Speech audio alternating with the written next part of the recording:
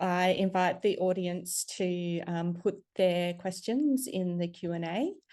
If you need to sign your question, please put signed question or sign my question in the Q&A, and we will organise for your camera to be turned on so you can sign your question.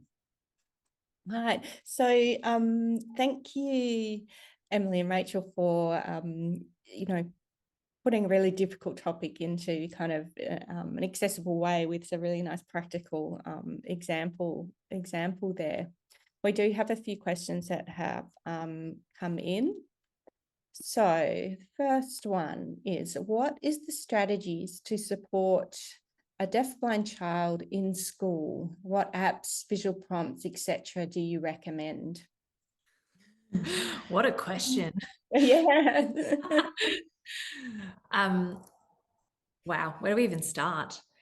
To support them in school, maybe we can talk through some more specific tasks about what school looks like for a kid who's deafblind. So at school, you've got, like most early classrooms would have like a circle time in the beginning of the day where all the kids sit together and, they might sing a song, or they might do some kind of welcome activity to get the kids feeling settled for the day. So looking at that activity and considering the child's vision and hearing, that's something that you could very easily shape to fit their needs.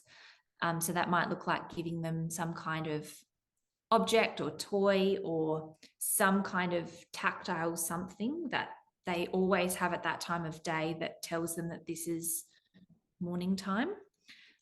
It might include, going for a walk in the sunshine.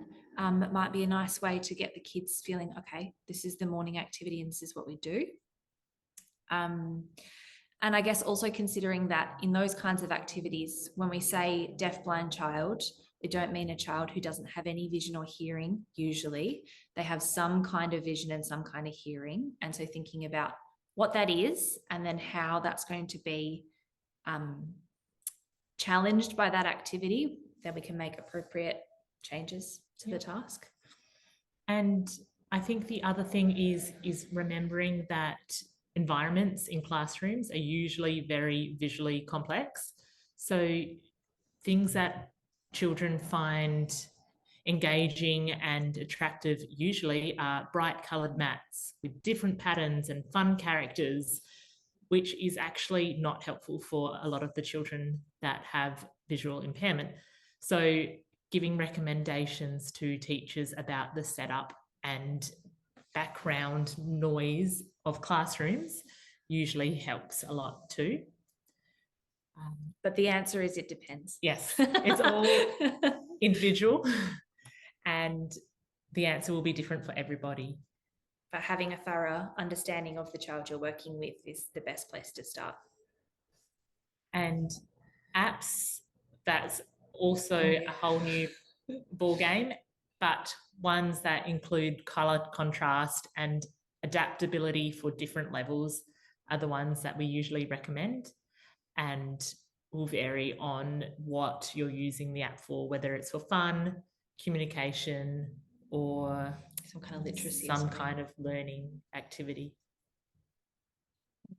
Yeah, quite a difficult question, I think. The importance of the team and the information from the family plus the the whole team around the child to come to that individual solution for each child. So unfortunately we can't give you a list of all these things.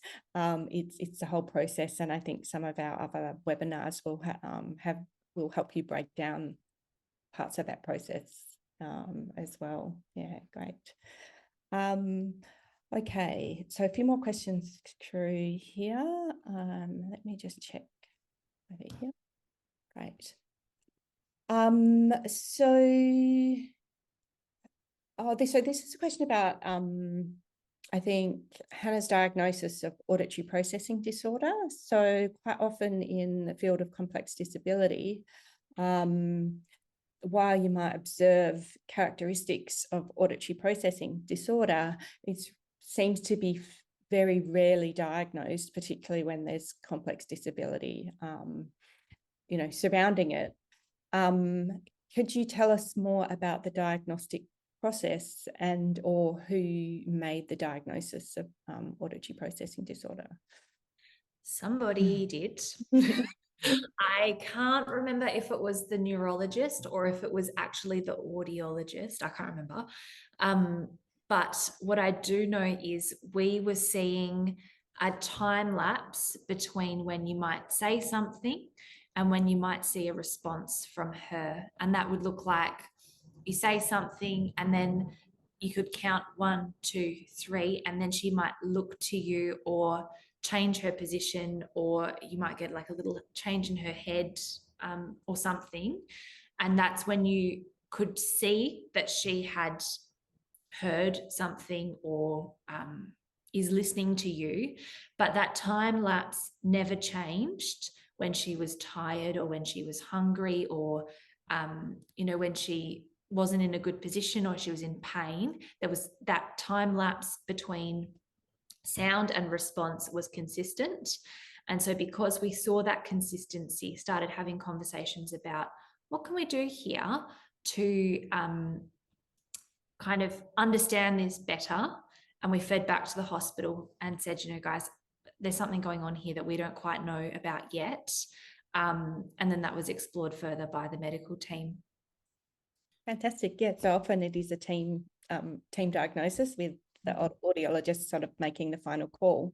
But usually often after they've done a range of tests that involve a spoken response. So yeah, it's very interesting to hear about that process and, you know, the power of the team's observations fed back to the medical team to enable that child to get services that are actually much more well matched to their need.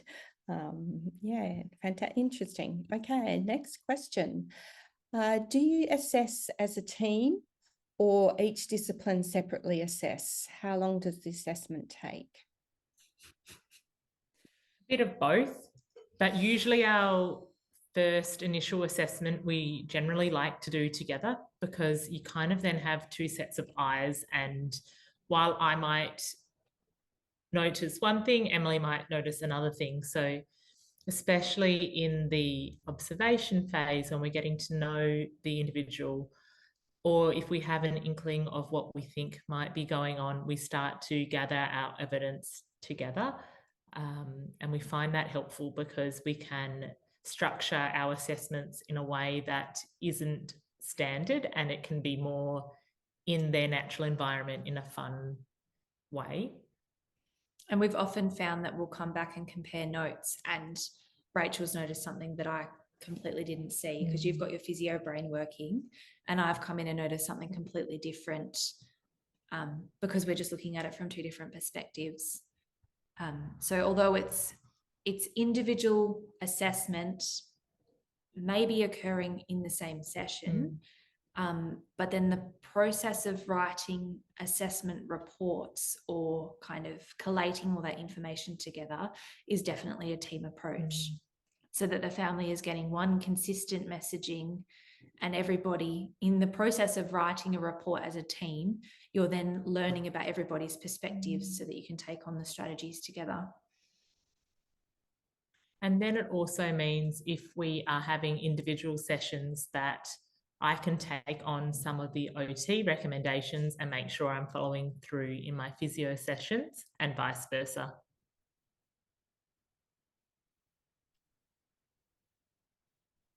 Next question.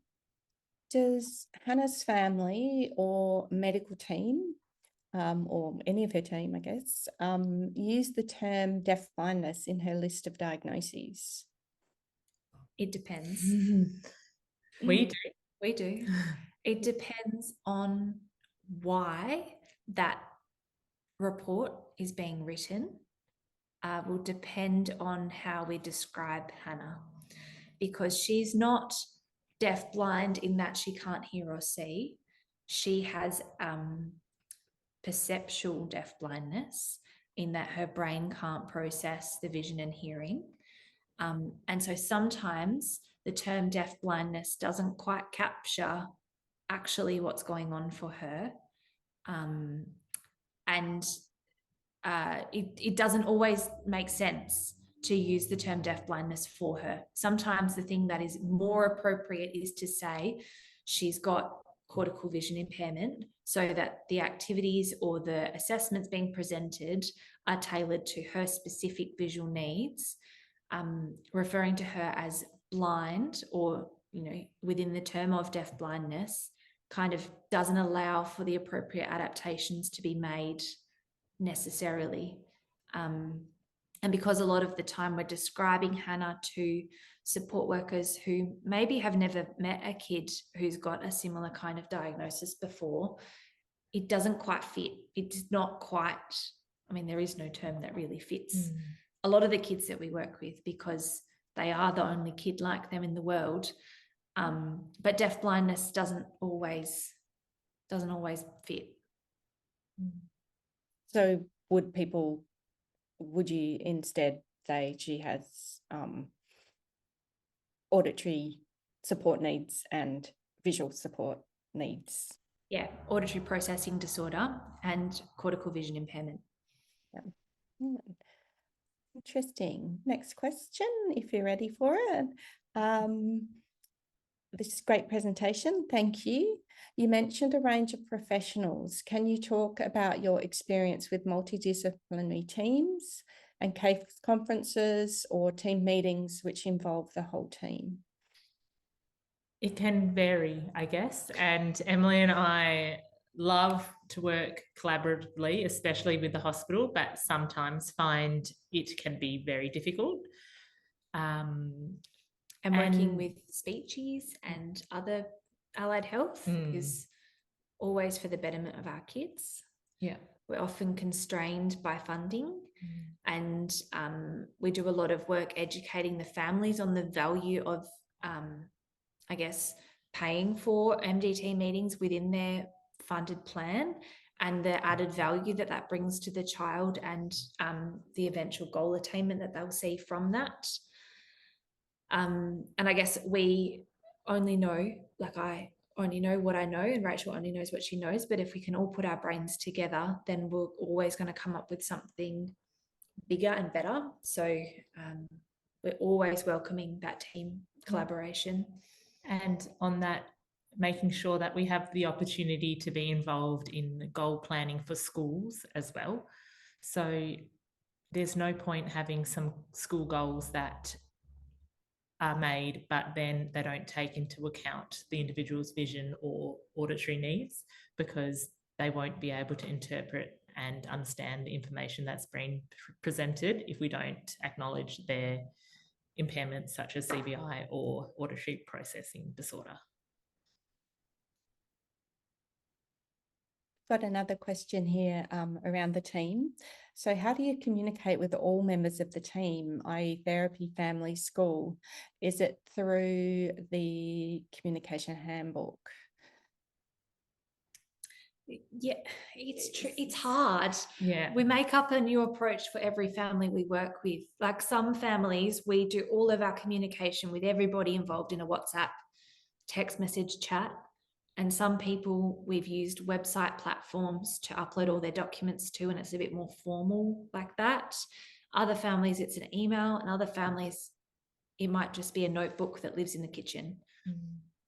And we always use the communication handbook idea in the back of our minds, but present it in a way that is accessible for the family. So the headings and information contained in the handbook are always kind of addressed for our families, but sometimes we might just use it in a different way. We have also used videos before, and we find that to be helpful for some families as well. Super. Thank you. Another question here. So this is about backward chaining. What are the benefits of backward chaining? Is this approach better than completing individual steps in the correct order? I always get my forward and my backward chainings mixed up, but I'm pretty sure. I think that you've answered your question in asking the question. So the benefits of backward chaining is that I do the first part and then the client finishes the activity off for themselves. So in the example of Hannah, I put the yogurt on the spoon, pass the spoon to her, and she brings it to her mouth. It's not better or worse than completing individual steps in the correct order of the task, but we use it as a strategy when kids potentially don't have the endurance to do the whole activity themselves, or they can't quite cope with the mental load of remembering all the steps of the task.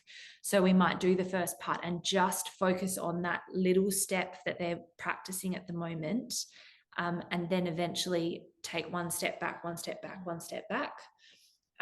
But for a lot of our kids, they're still thinking consciously about how to keep their head up against gravity and how to sit up straight. And then I give them a spoon and I ask them to eat yogurt and enjoy it. It's a lot. So we just take away a lot of the parts of the task that make it too complex for participation at all. And that's a strategy that we use to do that. I have a comment on backward chaining, if you happy for me to share it. And I think particularly in sort of situations of deaf blindness, whatever you call it, where there are vision and hearing access kind of needs, is that a lot of the steps in a task often happen outside the range of their vision and hearing. So they don't understand the relevance of those steps to them and the final product. So you have to kind of start with the final step that means something to them. So I get food in my mouth. Oh, I know what food in my mouth is. I understand what to do with food in my mouth. How did it get there? And then that's the step you need to work. But if you work on how did it get there, it has no relevance to them, to food in their mouth. So starting at the end provides the relevance. And then the step before that is like, this is interesting. Oh, that step is related to food in my mouth. So me holding this thing is now related to, well, the spoon. Me holding the spoon is now related to food in my mouth. Me scooping food out of a bowl is now related to me holding the spoon and food in my mouth. But if you try and start at the start, it's too far removed from the step that means something to them. And so those steps are less likely to be sort of embraced, or the curiosity around them is not there because they don't relate it to themselves yet. Yeah, so I guess it's more motivating to start at the end. Are you happy with that kind of addition there? Yeah. Sure. Before we end, we just want to make sure we put up the feedback. So we're just working on sharing our screen again. There is one more question before you do that. Yes. Yeah, yep. How do you find making recommendations to other team members? Example, asking the physio about an appropriate chair for a particular activity.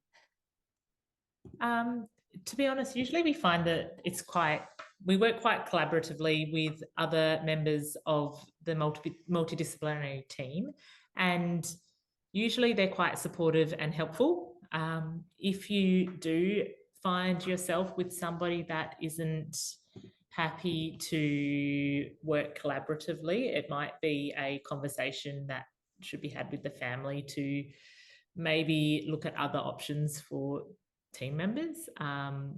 But usually they're quite welcoming and easy to work with because they've usually identified it as a area where they need help anyway. So yeah. And if you start with education, then it's not that hard to get things across the line. Like, for example, if you said the example was asking a physio for a chair for an activity, if you say to the physio, hey, I'm working on the activity of sitting at the table, but the child needs an appropriate chair to sit in, it's welcoming somebody new into the conversation about achieving the goal for the child, and bringing them along with you.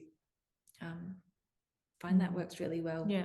Just including everybody in the same goal for the child. Because ultimately that's what our job is to help our kids achieve their goals. thank you very much, Emily and Rachel, for coming today, preparing your presentation and answering our audience's questions. It's really great to have that exploration of, I guess, deaf blindness explored for all the other things that are happening, as well as vision and hearing kind of needs. So thanks again. And thank you very much to our interpreters today, Tyson Bowl and Daniel Hatley, and our live captioner, Lee Smith. And we hope you will join us again for our next webinar on the 1st of November. Thanks, everyone.